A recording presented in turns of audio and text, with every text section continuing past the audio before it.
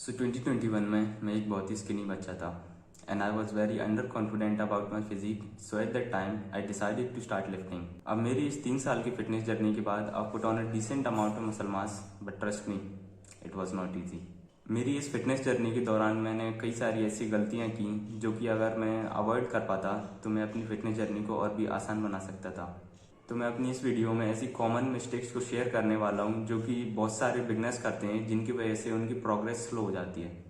तो पहली मिस्टेक है नॉट ईटिंग इनफ। ये सबसे कॉमन मिस्टेक है जो मोस्टली बिगनर्स करते हैं। वेट गेन करने के लिए हमें एक कैलोरी सरप्लस में खाना पड़ता है, मतलब कि हमारी जितनी मेंटेनेंस कैलोरीज हैं उससे ज़्यादा।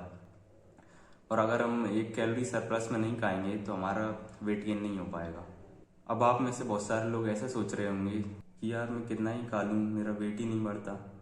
बट नहीं, आपको सिर्फ ऐसा लगता है कि आप बहुत खाते हो, but that's not the truth. जब मैंने लिफ्टिंग स्टार्ट की थी तब मुझे भी ऐसे ही लगता था कि मैं बहुत खा रहा हूँ लेकिन मेरा वेट नहीं बढ़ रहा है। लेकिन जब मैंने अपनी डाइट ट्रैक करनी स्टार्ट की ना, तब मुझे पता चला कि मैं 2000 कैलोरी से भी कम खा रहा था, जो कि मेरी मेंटेनेंस कैलोरीज से भी कम था।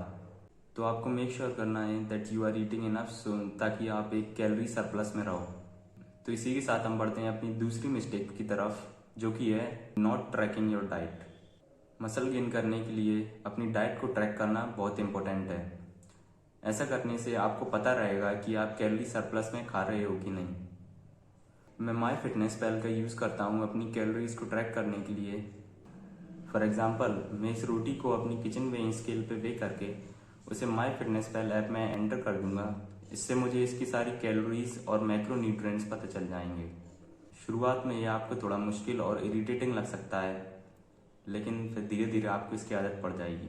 अगर आपके पास एक किचन वेइंग स्केल नहीं है, so I highly recommend buy one, क्योंकि ये एक वन टाइम इन्वेस्टमेंट है और ये ज़्यादा महंगी भी नहीं आती।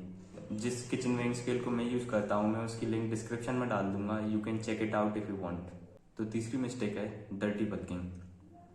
ये एक ऐसी मिस्टेक है जिसे पर्सनली करके मुझे बहुत ज़्यादा रिग्रेट हुआ था। तो डर्टी बल्किंग का मतलब क्या है? जैसे कि अगर आपकी मेंटेनेंस कैलोरी 2500 हैं और अगर आप रोज 3,500 या 4,000 कैलोरीज कंज्यूम कर रहे हो, तो ये काफ़ी बड़ा सरप्लस हो जाता है। मैंने भी शुरू में जल्दी जल्दी मसल मास पुट ऑन करने के चक्कर में एक बड़े सरप्लस में खाना स्टार्ट कर दिया था, जिससे मेरी स्ट्रेंथ तो बढ़ रही थी, लेकिन साथ ही साथ मैं काफ़ी ज़्यादा फैट भी पुट ऑन कर रहा था। स्टार्टिंग में मुझे लग रहा था कि ये मोस्टली मसल मास है, लेकिन ऐसा नहीं था। एक तो मैंने इससे जल्दी जल्दी बहुत ज़्यादा फैट पुट ऑन कर लिया था, जिस वजह से मैं मोटा हो गया था। लेकिन जब मैंने कट किया तब मुझे पता चला कि रियलिटी तो कुछ और ही थी। मेरा बॉडी वेट 70 kg से सिर्फ 57 kg रह गया था और मुझे इस एक्सेस फैट को लूज़ करने में काफ़ी सारा टाइम और बहुत ज़्यादा मेहनत लगी। तो बेस्ट यही है कि आप एक 200 से 500 कैलोरीज का छोटा सा प्लस मेंटेन करें, जिससे कि आपकी प्रोग्रेस भी नहीं रुकेगी और आप जल्दी जल्दी ज़्यादा फैट भी पुट ऑन नहीं करोगे।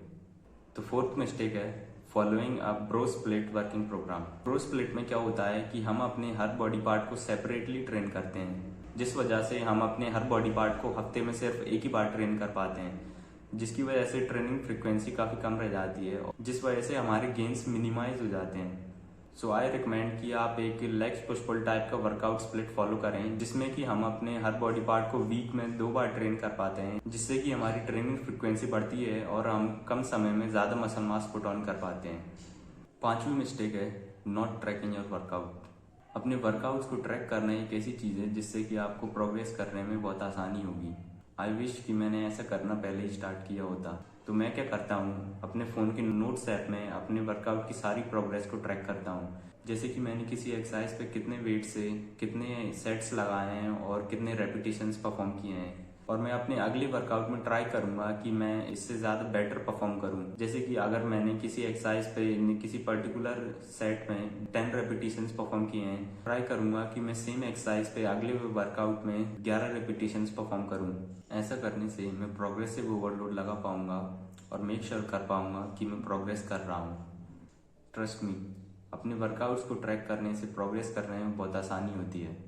मुझे पर्सनली इससे बहुत हेल्प मिली है, so I highly recommend doing this. तो ये थी कुछ कॉमन मिस्टेक्स जो कि मोस्टली बिगनर्स करते हैं।